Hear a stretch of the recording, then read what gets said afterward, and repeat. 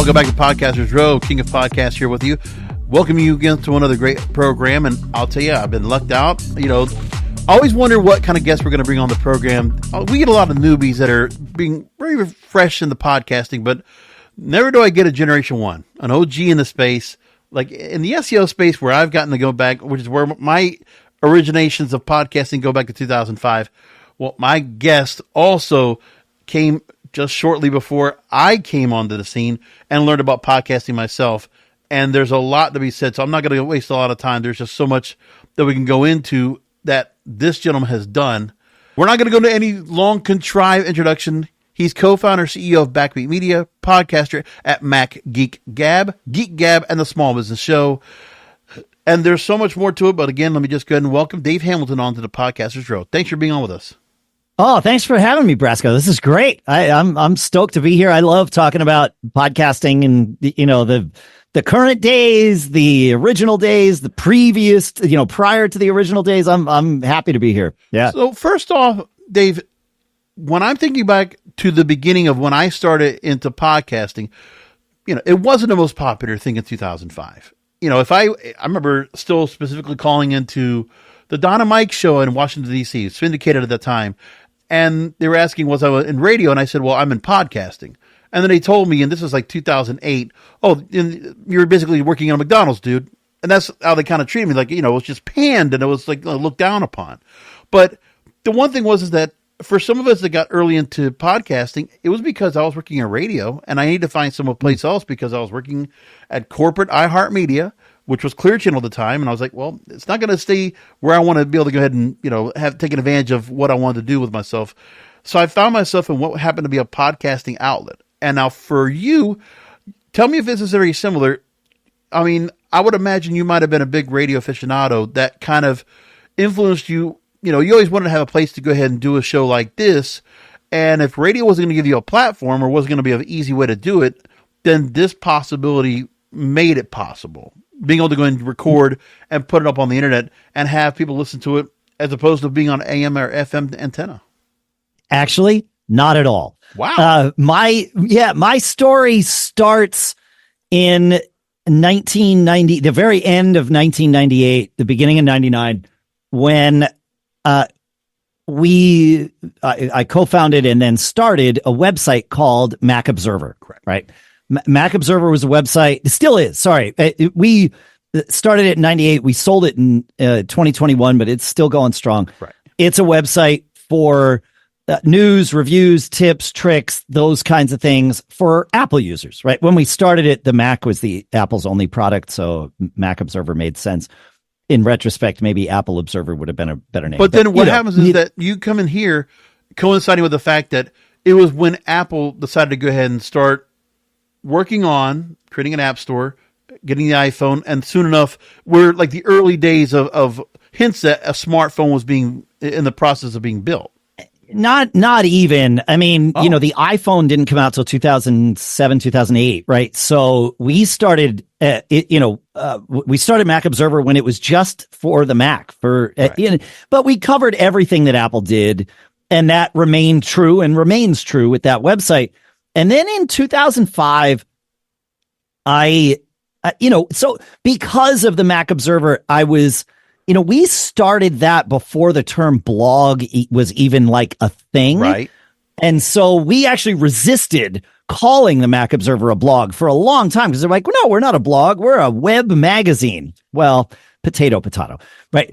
But we were hung up on ourselves. So whatever. But because of that, I was in the circles with other people that were in what we would call new media, online media. And one night I was out to dinner with a bunch of people at a conference, and I can't remember what the conference was, but like Robert Scoble from he was still at Microsoft, was there. Dave Parmet was there. He did a lot of PR for a lot of people back in those days. Mike Dunn from Hearst, who did a lot of acquisitions and stuff, was there. And I wound up driving Mike home from the dinner that night. And on the way home, Mike was like, with what you're doing with Mac Observer, you need to get into podcasting there. I was like, crap, man, you're right. It was not something, it's like, oh, now I got to add like a whole other thing. I got to figure this out. But he was right. And it didn't take the full hour ride back to his house for me to realize, yeah, okay. But so it was like anything. We had a staff, a small staff at that point, probably 4, maybe 5 people, plus me and my co-founder, Brian Chaffin. Mm-hmm. I was and still am a tech nerd. I also was and still am a musician. And, well, I'm a drummer, so I hang out with musicians. Right. But growing up as a drummer meant that band practice was at my house. And this is relevant. I'll get to why this ties into podcasting. Because I had a drum set, and so I had to have a big space for all that. And that meant that the PA, the thing that you plug the microphone into to make the vocals come out, was also at my house. And things were always like feeding back and this, that, and the other thing. And so because the PA was at my house, I sat and learned a ton about sound equipment and how sound processing works and all of that, because I wanted to make it so that when the band played, we sounded good. And so I had this audio knowledge. I had this tech knowledge. So when Mike convinced me that we here at Mac Observer should be doing podcasting, it was like, well, that's me. Right. So, because I understood enough about the sound, I had the gear, I understood enough about the tech, I had the software. And so I cobbled together this podcasting setup, and it's evolved over the years, but I'm actually, we can talk about it a little later. I'm teaching this podcasting setup at Podcast Movement this month here, because what I created. We're going to jump into Podcast Movement. We'll get there. One of the things that I got to ask about is that initially, your onus that even got you into the idea, obviously with Mac Observer, even before then, you were already working in tech support. The thing was, you were already with that passion of wanting to help others. Correct. To try to work on whatever their hardware, software was, to get them so they can optimize what they're doing at their best level. So you had that already in front of you. Now, because of your attachment. But that's not what the show was about initially. No. Right. But I'm just saying that's what you had leading up to it. But now, yes, what I want to find out was, where were you based at the time? Were you in Silicon Valley? Was this something where like you were so, entrenched into everything that was going on with tech that's what kind of, rubbed off on you and got you into working into that, getting the publication together, Mac Observer, and then the podcast? No, I was in Austin when we started Mac Observer. And if you told me the night before we started it that would be my my business for the next 20 plus years, I would have laughed at you. But then this opportunity kind of showed up. There was a website called Webintosh that we knew about, and the guy was selling it, and so we wound up buying it. It turned out he didn't own the domain name webintosh.com. So that was a little that was a little weird. We had a conversation about what in fact he thought he was selling in the end, but it all worked out. It was fine. But then we started Mac Observer because we were Apple fans. I mean, that's really what it was. And I just sold my interest in a tech support business that I had been part of I was sort of the junior partner in it. And so I was kind of looking for, all right, what might be next? It was like, all right, I'll do this. That sounds fine. And I really thought it would just be a part-time thing and, kind of a fun little thing. Who knew that it would turn into a real job?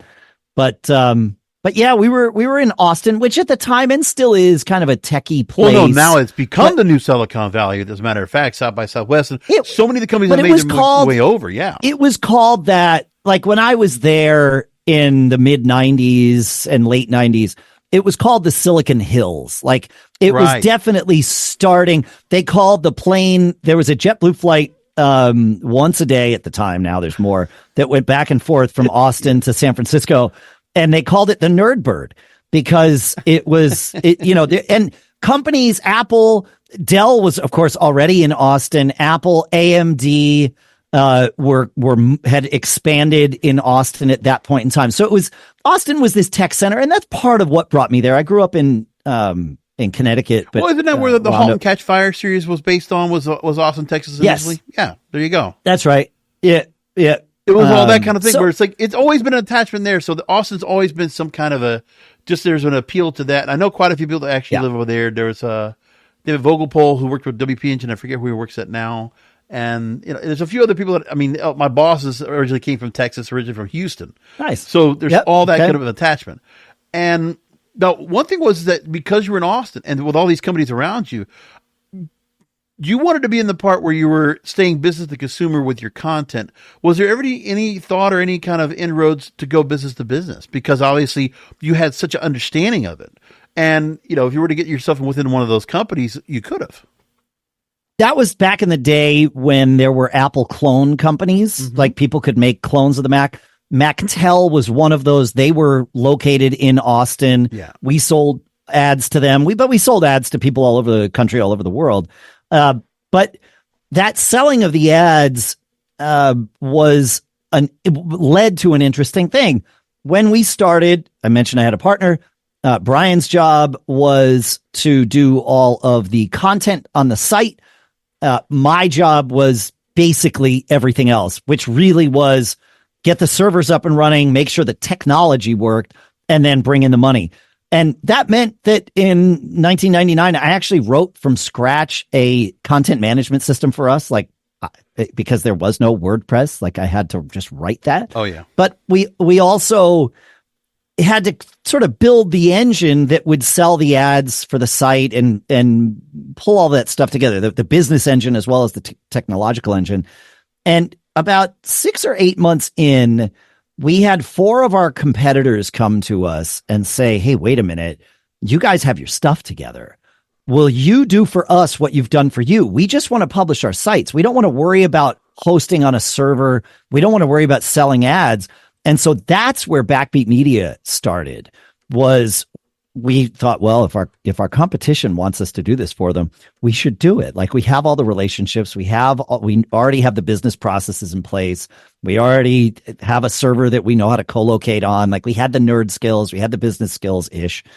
And so that's where Backbeat Media started. And it evolved into what it is today, which is a business that manages the sponsorships for some websites still, but mostly podcast. Like I always say, we represent a group of fiercely independent podcasters, of which I am one. So, right. Yeah. So June 13th, 2024 celebrates your 20th year of podcasting. And 19th anniversary of the show begins our 20th year of podcasting. Celebrating the 20th. That's right. Okay, perfect. All right. Yep. So I want to ask about this now. You know, from the original setup of Mac Geek Gab episode 1, I know for me, when I had to go and start working on it, we were using, Telus hybrid phone systems, just like the radio stations were using. And we were streaming through, IceCast. And we had it in 3 different streams. It was 128, 56, and 96. That's the way we had it set up. And it was live streamed like that. And it was encoded through Sam Broadcaster. That's our setup back in the day. What do you remember as your setup as you did it when you did it that first show in 2005? So my setup hasn't.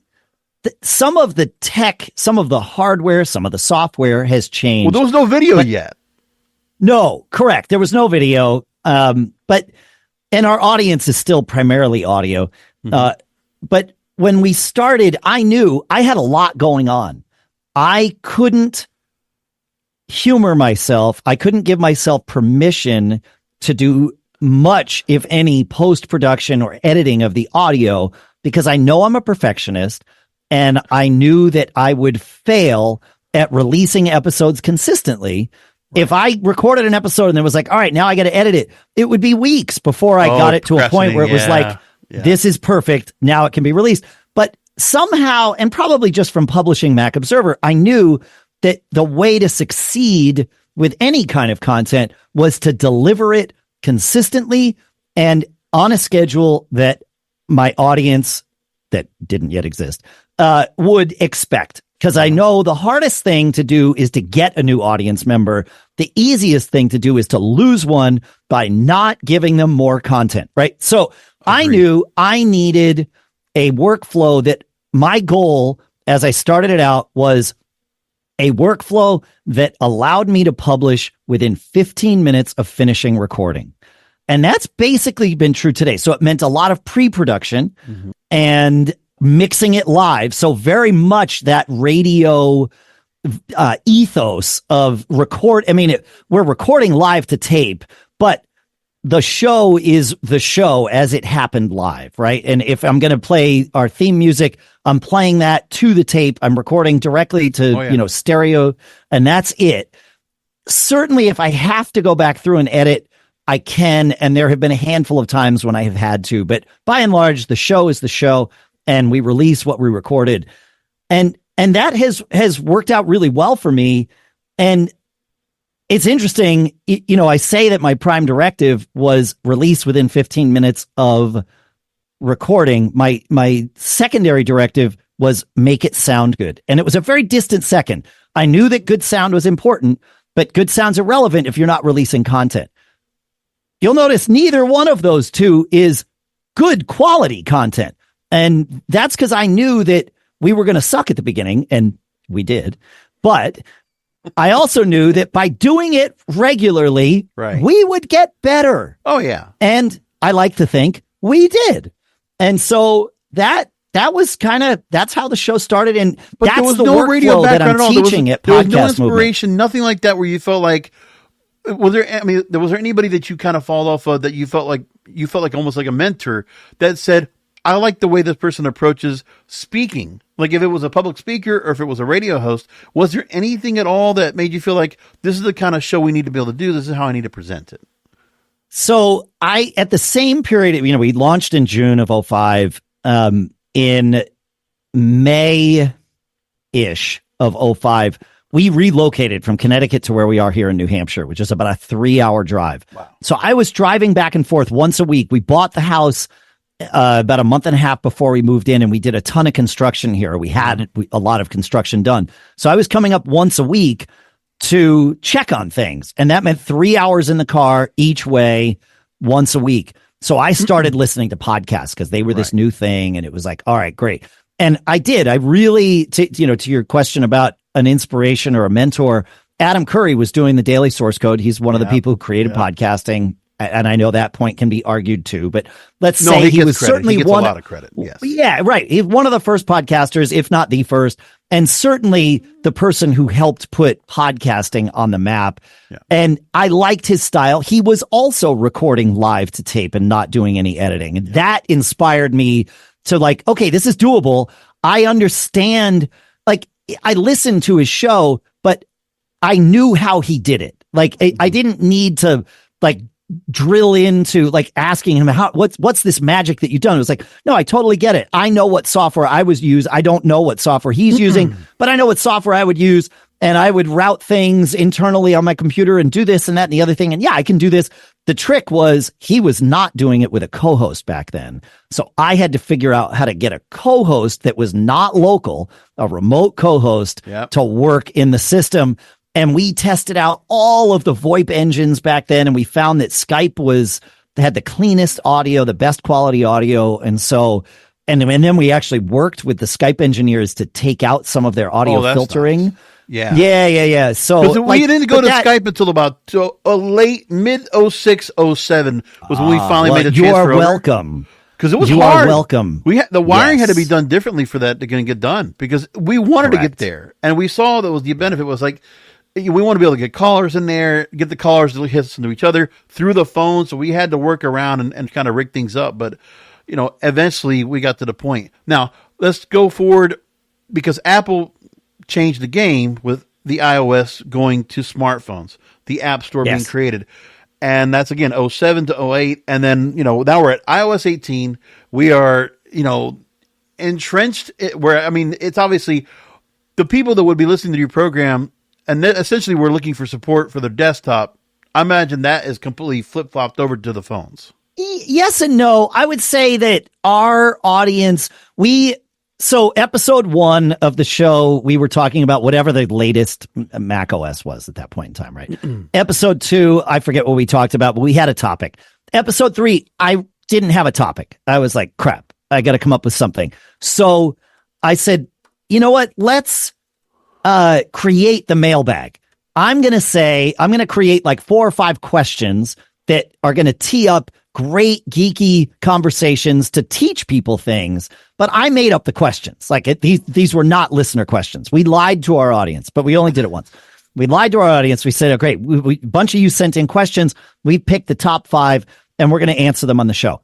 That was episode 3. Now, actually, at the time, it was Mac OS X. It was transferring from Tiger to Panther. That's where you were at the point. All right, great, perfect. Yes. It was 10.4. So, yeah, that's 10.4. And the thing was, so that was like these constant releases, constant changes, and that was obviously the focus of what was going on at that time. But we made up questions, we gave our answers, and the questions haven't stopped coming since. So the show immediately pivoted to become a Q&A and tips show for Apple users. And certainly the show's evolved in different ways. But nowadays, I would say that our tips and questions are probably 50-50 between the Mac and iPhone and iOS. Now, what about the audience? Because obviously, for those that would have adopted into podcasting early, pretty smart, young, adept, and they would have really been able to go ahead and understand whatever you said. You didn't have to dumb down your content. You were basically kind of saying they're on a particular smart playing field. I think if we talk very technical, they're going to understand us. So that's the part where I always think about, like, for us, it was about, doing tech programming where I was working with webmasterradio.fm. It's the thing where it was high-end conversation. It's like we didn't worry about what people were. I mean, there might be proprietary stuff we won't talk about, but like we would go internally what was going on. For us, it's always about like what Google was making changes to the Florida update and then moving into, later years, the Panda and Penguin and all that stuff going on. And it was all this constant change that was going on that all these different people on the internet wanted to go and just understand so they could market, they could advertise, they could find their way through paid or organic search, whatever it was. It was the other way of not having to go through traditional means. So in the same way, for folks on Apple, it's the software to be able to do that kind of thing. So I imagine that some business-to-business types, so developers or people that wanted to create programs that would work well, those must have come into the conversation as well. Yeah, we definitely had developers early on, but our audience really has expanded to the people. The way I describe our audience is what I say to our audience. You don't have to be a geek to listen, but if you listen long enough, you'll become one. So we really do. It's not for it. I think we walk a pretty good line where we cater to the experts and then also cater to the people that are new that want to become experts. And becoming an expert doesn't necessarily mean you're going to do it as a career or that you're even going to do it for someone else, but you want to become an expert of your setup and the desire to learn more about your setup, regardless of what your knowledge level coming in. That's the whole thing. We start every episode by saying, and the goal is for us each to learn 5 new things every single time we get together. Right. And that's not just the audience. That's us as the hosts too. Right. We want to learn new stuff. And I always say I learn the most because I see everybody's question that comes in. I see everybody's tips. We can't share everything. We only do the show for an hour and 20 each week. So we have to pick and choose. But yeah, we learn a ton. And I think that informs our audience. The fact that we are interested and open to learning something new along with our audience essentially gives our audience permission to learn with us. Like, we don't purport to be experts and know everything. First of all, that would be impossible. And secondly, that'd be probably really annoying to listen to someone that thinks they know everything when we know you can't. So we're good at troubleshooting. That's for sure. We also are pretty good at explaining things once we understand them. And the third thing that we're good at is curating the right topics to talk about in the show to kind of keep everyone engaged. And that's our job is, we see ourselves as the stewards of the community that has sort of grown up around our show. Now, that's a great way to segue here because what Apple, for anything that's Mac or Apple based, obviously it's one particular portion of the whole consumer base. Now, I can imagine with some of the other shows I've seen out there that are either they're Mac based, and it doesn't matter what content creation is. It can be on TikTok, it can be on Instagram, it can be in podcasting. But we know that in the phone space, you have people that are Samsung fans or, they're fans of Android. And on the other side, you have Windows or Linux or whatever their other operating systems that are out there for desktop. So obviously there's going to be a differing opinion out there that if they come to your show, you might get obviously feedback in your mailbag. You might get comments from people like that, or some people that will say, well, maybe you're one-sided, without trying to say what you're going to say, right? I'm just saying, what is it that you felt like you've done consistently to handle what other people might say? Well, Apple's inferior. What would you say about that? Or what would you say about for those that feel like, for me, I've never said anything necessarily bad about Apple. It's just a matter of that I think it's one of those things where, like, if the system works for you, to me, it's always been if you're more of a creator than you are someone that needs other programs. Like, that's the one thing for me is that Windows always give me more programming, but damn it, give me the hardware and I'd be happy. Right. Yeah. Really? So prior to starting Mac Geek, as you noted, I had a career and it spilled over. I mean, there was a lot of temporal overlap too, but I have spent a lot of my career, arguably all of my career, helping people with their technology and in a variety of ways. And I was always an Apple user. My first computer was a Timex Sinclair, but then my first, real computer, the next computer after the Sinclair was an Apple IIc. I was always interested in Apple computers, and then so I got into Macs and all that stuff. But I also learned a lot about Windows, and most of my on-site tech support consulting was Windows. And I was like, I certainly was one of, if not the best Windows consultant in Austin, Texas in the late 90s. Like there's very few people that I think would argue that point. And I had a lot of clients when they found out, I didn't make a secret of, I use Macs at home, but I'm very skilled at this and I can help you. And I will provide value to you on your Windows stuff. And it was great. And occasionally some of them would ask, like, we've been working together for a while. How come you haven't tried to convince me to switch to the Mac? And my answer was always the same. It was like, because you haven't expressed a desire to switch to the Mac. I am happy to have the conversation with you, but it's going to be your decision, not mine. The only time I would even suggest considering it was if someone was doing something on their PC that would be easier for them in the long run on the Mac. But that transition, learning a new platform, even today, if you were to switch from Android to iOS or iOS to Android, it would be filled with friction. Like, they're somewhat similar, but they're not exactly the same. And so you have to learn how the platform works. And I have no interest in evangelizing, and we've never evangelized on the show. So it's rare. I don't even know that I can think of anybody that ever wrote in and said, you guys are one-sided, because we're not. We all choose to use the Mac as our primary platform, and for us, it is the right choice. So therefore, for us, it is a better platform for me than Windows would be for me. But it doesn't mean that the Mac is objectively better. I think you could make an argument that it is. You could also make an argument that Windows is objectively better, and that's an interesting conversation to have. But that's not what our show's about. Our show's about helping people learn how to use it.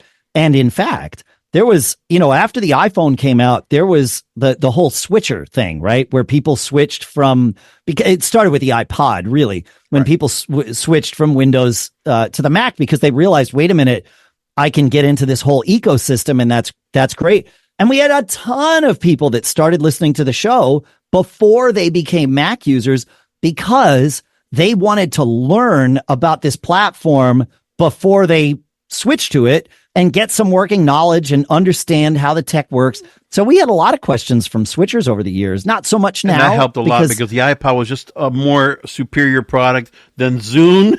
Anybody remember Microsoft Zune? Oh, or any other MP3 player, to be a matter of fact. Correct. It really was. Yes, it was. And that halo effect of the iPod really brought a lot of people to the Mac. And we had a ton of listeners that were iPod owning Windows users and would listen to the show. And then eventually some of them, not all of them, of course, but some of them switched, to the Mac. And I have the great, I love all of our listeners. We have such a great community. We've got a Discord channel full of thousands of people, and the conversations are helpful and supportive. There's never any bickering or any of the flame wars or any of the stuff that just happens on the internet. It's freaking awesome. And I will take credit for creating the vibe that our listeners then and our audience then sort of just follows into that, right? But we don't have to police our Discord channel. It's a fandom. It's fine. It basically creates a fandom that's kind of like just everybody's in lockstep and they all want to just get better with it. Everybody wants to get better. That's right. And so it all just works. It's really a supportive thing. And I mean, like I said before, I see us as stewards of this, and I really consider myself lucky that we get to do this with our audience. Now, the other part is coming up as we're going to record this right now. You will be appearing in Washington, D.C. at Podcast Movement. I will not be there, but I know. Listen, I would love to go to the show. And long story short, there's a lot that's going to be said. But I mean, I respect for the fact that you have been recognized for all the years you've been working on this, and that you're going to be speaking at the show. You're going to have several sessions you're going to be on: Streamline the Shine, Mastering Real-Time Podcast Production Across Genres. I'll ask you about that real quick, but also, that you are, again, you are talking about the fact that you have what has been said be a special milestone you're going to actually be exploring about with your 20th year of podcasting. You're starting that up right now. And so you're going to be also speaking about a walk through 2 decades of podcast production. So through all this year, I've done my own little session of like podcasting 101 tips and, like pet peeves of mine that I have when it comes down to things. But, now you see that I think from COVID specifically, I think people started really paying attention a lot more, especially when it came to video. If you notice, like how much video content do you see out there that everybody has to use a microphone like yours, or has to have the Shure microphone like Joe Rogan has, or has to have like an EV5 or whatever it is. They all have to have this. It's got to be what was originally the Howard Stern setup. I will always say he's the first one that originated on the E channel, and then everybody just copied it. And you know what? It works. You make your little change on it. Oh, you'll make it look a little more like a, like a set like from Dick Cavett or something like that with all couches and all. You find your way to do it. It's something that's a little aesthetic, but otherwise it's still the content itself. So, I mean, that's the one thing I noticed too, is that I guess a lot of podcasters now are kind of learning that, they're starting to see that some of the basic things that we always were pet peeving about for a long time, people are starting to understand you need a good microphone. You need to sound good. Even with TikTok, they're like promoting their shop and they're all selling microphones out there because they're trying to help for people to enhance and improve their content. Yeah, for sure. Yeah, no, the session I'm doing at Podcast Movement really is teaching that workflow that I created so that people can at least learn how I get content out quickly and consistently, because I think that's the biggest issue that podcasters have is that headache of, well, I've recorded something. Now, how do I get it out there? How do I go from the red light turning off and it being published 15 minutes later? That's what I'm teaching at Podcast Movement. I got to ask you this, because this is one of the things that's always a pet peeve of mine of everybody across the board. And everybody's, we can accuse anybody of it because it always happens. People will stutter and stammer, especially when we're doing it as live. Well, I'll do it. I know I used to be horrible at that. But one of the most important things I always did for myself, and I tell everyone to do that, listen to yourself back as much as possible. Of course. You have to do it. There's no choice. You might cringe if you hear something that you say that doesn't sound well. And now even more so because I audiogram so much of my stuff. So 2-part question. How much do you listen back as you're getting the show prepared and ready? How much do you listen to yourself back to continue to keep improving your presentation? And then also, do you take that now and, multitasking to saying, okay, well, people want to be able to get the gateway into listening to my show. So I have to start creating content as short form to get to the long form content. What is it that you do today to incorporate that? You use social media. Good. Yeah, great question. So how often do I listen back? I will intentionally listen to one episode a month, just to spot check things, make sure. I mean, I listen to every episode, but not the whole thing. I will jump through, like if I were, I know you're producing this episode, but if I were producing this, right, we would finish our thing. I would run it through an engine called Auphonic that really helps kind of normalize, and it does a multiband compression on the audio and then converts it to MP3 for me and all that stuff. I will listen to the end result of that. and make sure, and I will jump around in it and hear each speaker to make sure everybody sounds level and that there's no issue that I need to be aware of. And also confirming, did I push out the right file? Because the last thing I want to do is push out the pre-show where we're all complaining about things and swearing and doing things that we don't do on the show. So, I make sure that the content is what it is. Then I push it out. When the episode goes live, I go to the webpage and I press play on the webpage like I am someone coming in, just to make sure, again, that the technology is all working. So I do all of those things. But in terms of listening completely all the way through to an episode, that's about once a month. And yes, I cringe even after, doing this 19 plus years. I still hear myself do things. But the good part is those cringy moments are the ones that teach me. I always say my mistakes are my tuition, and listening to that is my tuition. It's like, yeah. What are my verbal tics? What do I say regularly to fill that mental space that I don't need to? Oh, yeah. The ums, the uhs, the other phrases that we use to keep things going. What am I doing? And simply hearing those makes me more aware of them in the moment.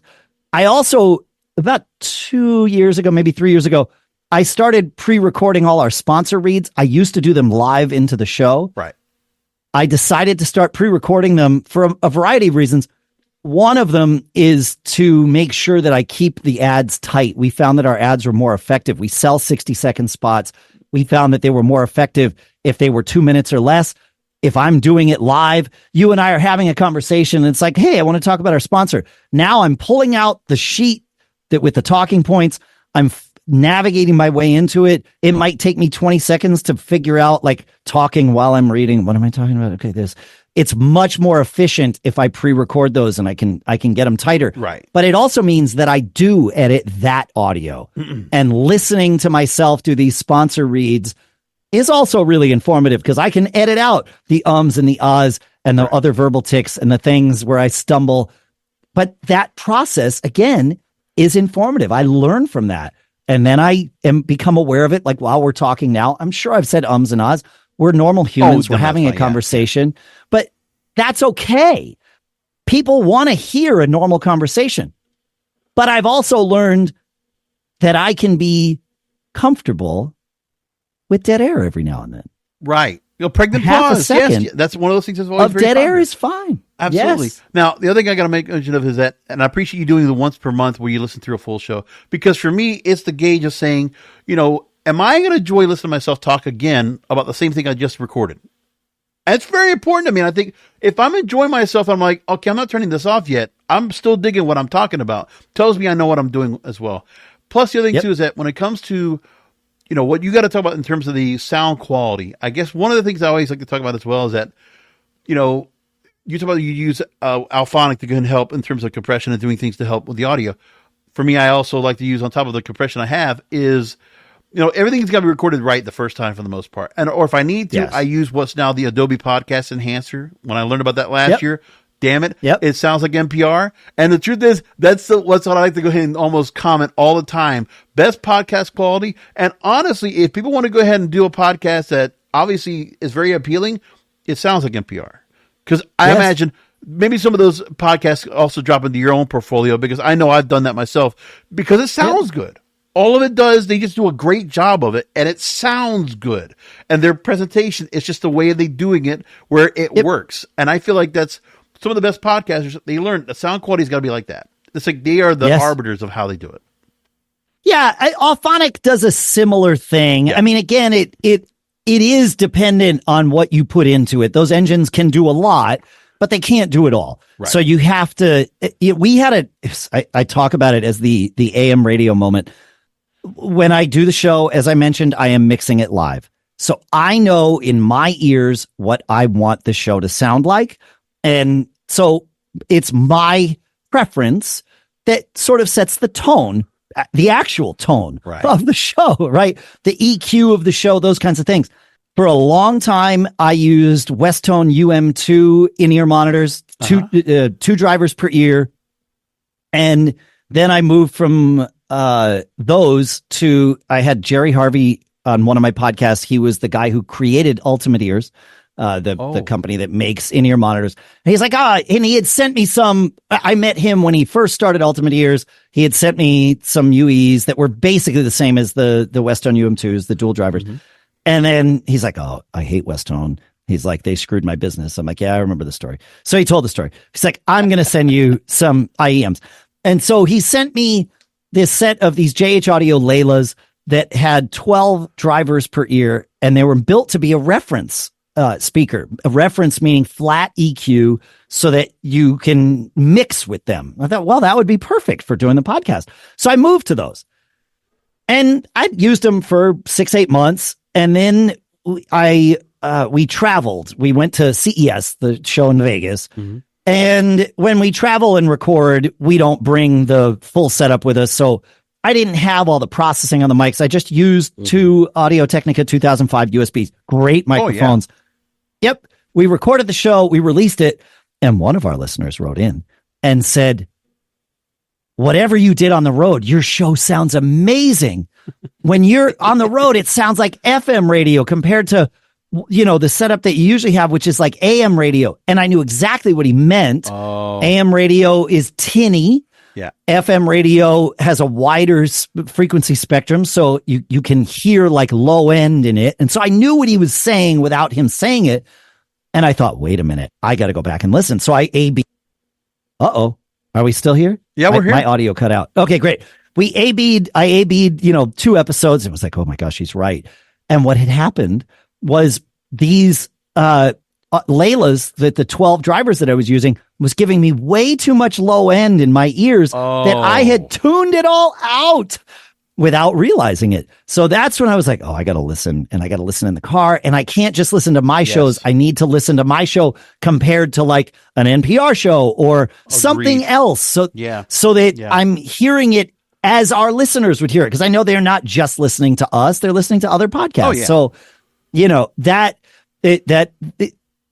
also, I always said this at Mac Observer. Now, more than ever, I think people have realized if it doesn't sound good, they're going to turn away because people now expect a higher level of quality in the last few years. I really believe that's been more important than ever now. It's so like, your guest has to be mic'd up well, all that. Because I can tell on your end, you got that right now process. You're going through a preamp on that microphone. That setup is going through the make sure it's set right. Like I hear it right now, it is FM quality, broadcast quality across the board, and it has to be. So for me, it was always about whatever I make into the show, which is just advertising revenue right now, I put it back into the show. That's why I bought this microphone here, and I keep doing it just as such. So it's like a matter of, I can imagine what you'll get at Podcast Movement when you talk about it, but if you want to just give a little preview of what you'll be talking about at that show real quickly, and then I got to ask you about Gig Gab. We haven't even talked about your other programming yet. All right, great. Yeah. No, it really is that. I'm going to teach people how I mix it live, how I process it, how I've used automation to cut down on the amount of time that it takes to both prepare the show up front and then also produce the show after I've recorded it, and even the automation that I use while doing the show so I can track our timestamps and things like that. So yeah, it's all of those things. And the hard part for me is I got to figure out how to whittle this down into a 20-minute block. So, because that's what Podcast Movement gave us this year. So that'll be interesting, but I love a challenge. So we're going to make it happen. What is it that you do at all? I mean, have you gotten into the process of doing anything where you are trying to go ahead and, put a presence out on social media? Do you feel like that you already have an audience and just continue to adopt, and you get more word of mouth where, if you don't really have a worry about in terms of the audience, you have such a consistent audience that's been there with you since day one, or continue to just build up upon.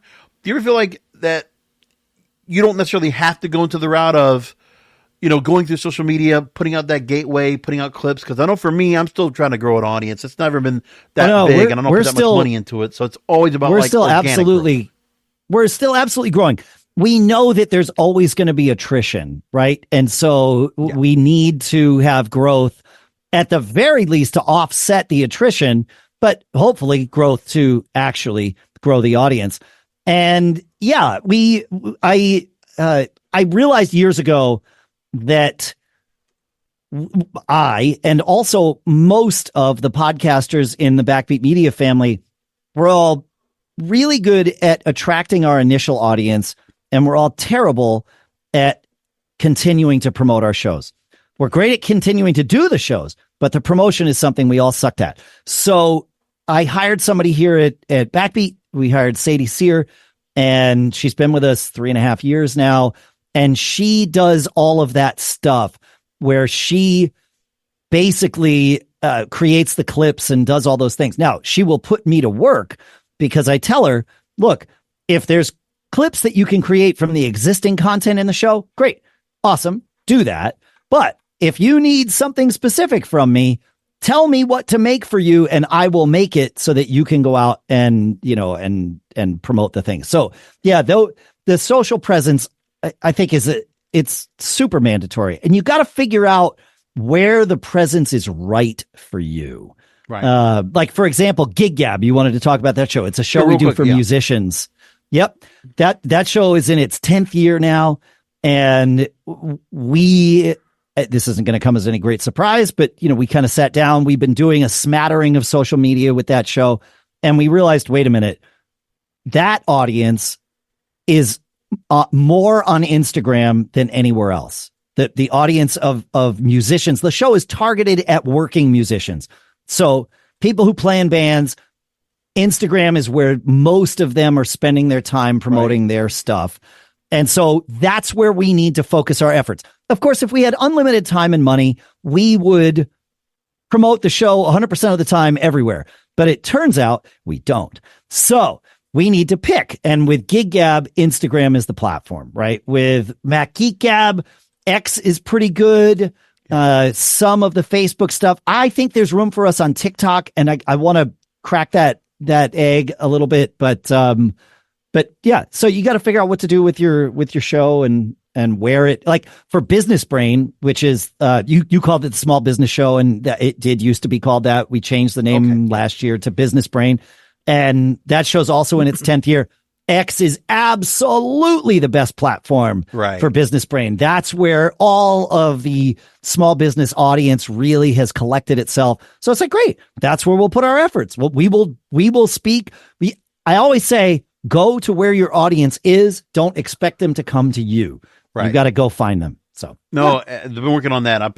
So I also use a lot of LinkedIn for myself in terms of all my content. So I have, again, 4 shows. There you go. And I do it on everywhere. I'll take the same audiograms and just plaster. So I'm pretty good at pretty much maybe like 4 to 6 to maybe 8 clips per show I do now. And I'll audiogram them and, see what happens with them. And it's gotten me some good response out there, and also put on YouTube to see what happens. But, it's been hard just to, I haven't brought anybody else into the mix. It's like everything is almost all monologue except for this show is guest intensive. And then I use the programming for my full time on top of that. So it's only so much time I have dedicated. So if you're going to be a podcast movement and you're catching this episode, make sure to go ahead and check out Wednesday, 12:15 at Podcast Movement, Streamline to Shine, Mastering Real-Time Podcast Production Across Genres. Make sure to go look for Dave's presentation on that. And also, I love the fact of this, and I understand where it's like almost a throwback, but you kept the blogger page, davethenerd.com, and actually all your information is there to follow along. But also you have great websites for MacGeekGab.com for the Mac Geek Gab podcast, Gig Gab podcast for Gig Gab, among others. So, I want to make sure to drop that off there, and all your information is there. So if people want to find you, you are easy to find. And I am easy to find. Yep. Dave Hamilton. DaveHamilton.com will find me, and Dave Hamilton on most of the socials will find me too. So yeah, absolutely. For me to have someone here on Podcasters Row of importance, you are up there, my friend. Thank you for being on with us. I really appreciate you finding the show and taking my invite. And I really thank you again for being on. And best of luck. I hope we can talk again. And if there's anybody that you have along your circles that you think would be a good guest for Podcasters Row, please bring them along. I'd love to go and speak with them. Amazing. It's an honor and a pleasure to be here. And I absolutely will recommend. I've got several people in mind already, so I will send them your way. Would love that. Thank you again, and folks. Again, as always, thank you for listening and finding the show. You'll find out at thekingofpodcasts.com, the website. Did some work to it. All the sub pages, so you can find the Podcasters Row now, nice and a little bit easier to look forward to. So Make sure to go ahead and keep listening for new episodes. I'll try to get a little more consistent on the programming on Podcasters Row, but we'll do more, and we'll talk to you next time.